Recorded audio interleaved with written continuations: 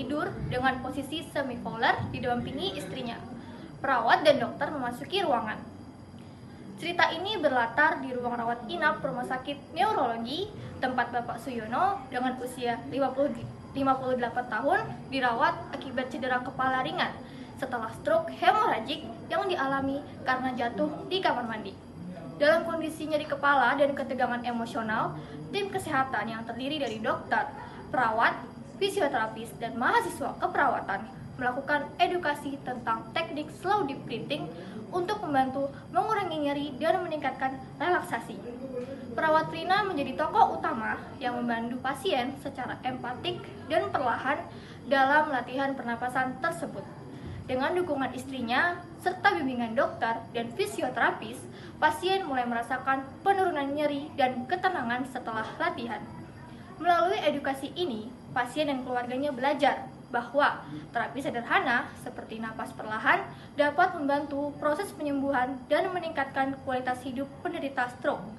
Cerita ini ditutup dengan refleksi dari instruktur klinik bahwa keberhasilan perawatan bukan hanya bergantung pada teknik medis, tetapi juga pada empati dan komunikasi terapeutik antara tenaga kesehatan dan pasien. Pagi itu di ruang rawat staf Rumah Sakit Sejahtera, suasana terasa tenang. Bapak Suyono baru 2 hari dirawat setelah mengalami cedera kepala ringan akibat jatuh di kamar mandi karena stroke hemoragik. Dokter Budi dan perawat Rina memasuki ruangan untuk melakukan visit dan memberikan edukasi.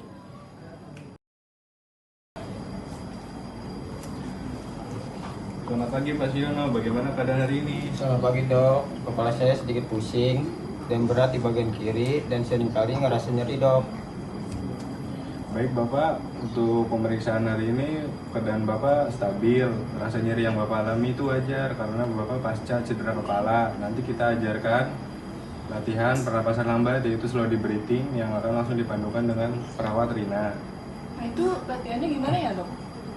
Perlatihan pernapasan lambat Bu, aman. Nanti langsung dipandu saja dengan perawat Rina. Baik dok, nanti saya akan bantu untuk edukasinya. Ya, silakan Rina. Setelah dokter pergi, perawat Rina mulai mendekati pasien dengan lembut dan penuh empati. Perawat Sinta membantu menyiapkan posisi tempat tidur agar pasien lebih nyaman. Selamat pagi Bapak Ibu, perkenalkan saya Rina, saya perawat yang bertugas pada hari ini. Nah hari ini saya akan bantu Bapak nih untuk melakukan teknik napas dalam. Tujuannya itu untuk membantu mengurangi rasa nyeri di kepala Bapak. Bagaimana? Apakah Bapak sudah bersedia untuk mencobanya? Bersedia sus, tetapi ketika saya naik napas panjang, kepala saya itu sering nyeri sus. Iya Bapak, nggak apa-apa. Kita lakuinnya secara pelan-pelan aja kok. Nanti nggak usah dipaksain ya Pak. Untuk Ibu bisa didampingi ya Bu. Oh iya, saya di sini kok. Baik. Bapak baik, saya akan atur posisinya lebih nyaman ya Pak. Ya sus.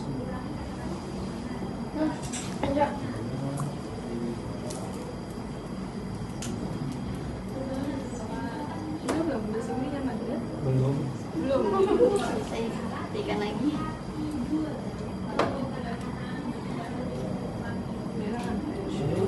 Bagaimana Bapak? Apakah sudah pas? Sudah sus. Oke, baik. Kita bisa mulai untuk teknik pernapasan dalamnya ya Pak. Oke sus.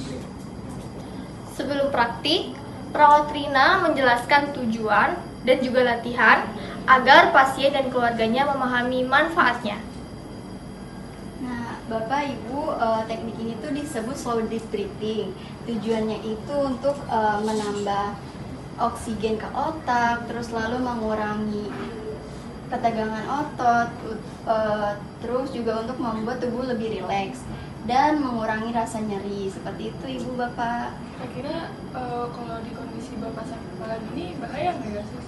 Aman sekali Ibu. Nah, justru teknik ini tuh untuk membantu melancarkan sirkulasi darah. Seperti itu. Catat ya untuk manfaat slow deep breathing. Oke, udah aku catat di nomor observasi. Setelah memahami tujuannya, perawat Rina memandu Bapak Suyono melakukan latihan pernapasan perlahan. Baik Bapak, kita mulai ya. Nah, untuk langkah-langkahnya itu kan bisa duduk, bisa tiduran. Untuk Bapak lebih nyaman duduk atau berbaring? Duduk saja ya sis. Oke, baik Bapak. Untuk duduk, bagaimana Bapak? Apakah sudah nyaman? Sudah Kita buat sis. baunya rileks dulu ya. Bapak langkah-langkahnya bisa ikutin saya ya. Bapak bisa tarik nafas lewat hidung. Tahan selama 4 detik. 1, 2, 3, 4. Lalu tahan 2 detik dan hembuskan lewat mulut ya Pak. Tadi saya mencontohkan, kita bisa mulai ya Pak. Bagaimana? Apakah Bapak sudah siap? Siap sis. Oke, kita mulai ya. 1, 2, 3. Bapak bisa tarik nafas lewat hidung. 1, 2, 3, 4. Bapak tahan ya 2 detik. 1, 2. Lalu Bapak hembuskan lewat mulut. 1, 2, 3, 4, 5, 6. Nah Bapak, tadi kita kan sudah melakukan teknik napas dalam nih. Bagaimana Pak rasanya? Rasanya agak mendingan ya sis, tetapi masih ada rasa sakit. Iya bagus Bapak, tidak apa-apa ya. Kita lakuin secara pelan-pelan aja kok. Nah, Bapak latihan ini tuh bagus sekali ya Pak, bisa dilakukan ketika kondisi Bapak sudah agak lebih stabil. Dan latihan ini juga bisa dilakukan, dikombinasikan dengan peregangan ringan ya Pak. Pasiennya kelihatan lebih rileks ya. Catatan, respon pasien positif, nyeri berkurang, ekspresi tenang. Setelah latihan selesai, perawat Rina mengevaluasi hasilnya dan memberikan penguatan kepada pasien. Bagaimana Bapak rasanya sekarang? Lebih ringan sus, kepala juga tidak seberat tadi. Alhamdulillah, berarti Bapak sudah menentukan diri ya? Ya alhamdulillah saya juga senang ternyata sakit kepalanya berkurang aja. Nah iya Ibu, Bapak latihan ini tuh kita bisa lakukan 3 kali sehari ya. Masing-masing itu sekitar 5 menit. Untuk kalau misalkan merasa pusing nih sedang melakukan, Bapak harus berhenti dulu. Terus dilakuin juga secara pelan-pelan ya Pak. Seperti itu. Assalamualaikum. Salam. Tadi untuk Bapak Suyono ada tindakan apa ya? Oh iya, kebetulan tadi kita habis melakukan tindakan melakukan teknik napas dalam. Untuk nanti catatannya kita serahin ke rekam medis ya. Oke, baik, ditunggu ya, sus. Terima kasih. Iya. Perawat Rina mengulang kembali langkah-langkah agar pasien dan keluarganya dapat melakukannya secara mandiri di rumah. Baik Ibu, untuk mengevaluasi kembali nih karena Bapaknya kan sudah mau pulang ya.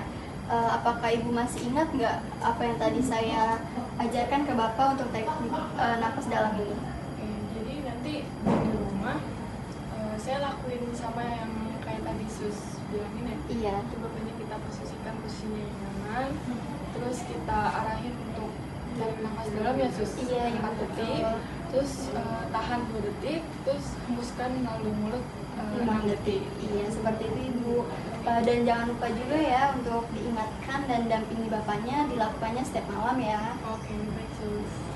Nah, Bapak, Ibu, latihan ini juga baik dilakukan sebelum terapi fisik agar tubuh lebih siap ketika ingin dilakukan terapi. Oh, oke, amin. Baik, terima kasih semuanya. Edukasinya berjalan dengan baik, komunikasinya juga efektif, pasien terlihat memahami latihan tersebut. Nah, ingat, kunci keberhasilan bukan hanya dengan teknik, tetapi juga membutuhkan empati dan ketulusan untuk memberikan edukasi. Bagaimana mahasiswa, pembelajaran apa saja yang kamu dapatkan dari edukasi tersebut? Kami belajar banyak hal Kak dari edukasi yang diberikan pada Bapak Suyono. Ternyata teknik solid breathing ini bisa diberikan pada pasien cedera kepala ringan yang memiliki rasa nyeri. Selama ini kami pikir teknik solid breathing hanya diberikan pada pasien dengan masalah pernapasan. Nah, jadi itu merupakan hal yang baru untuk kami. Wah, baik, bagus sekali pemahaman kamu. Edukasi berakhir dengan senyum lega di wajah pasien dan keluarga. Latihan sederhana tapi membawa dampak besar bagi ketenangan dan proses penyembuhan. Sekian video roleplay dari kami, kurang lebihnya mohon maaf. Assalamualaikum warahmatullahi wabarakatuh.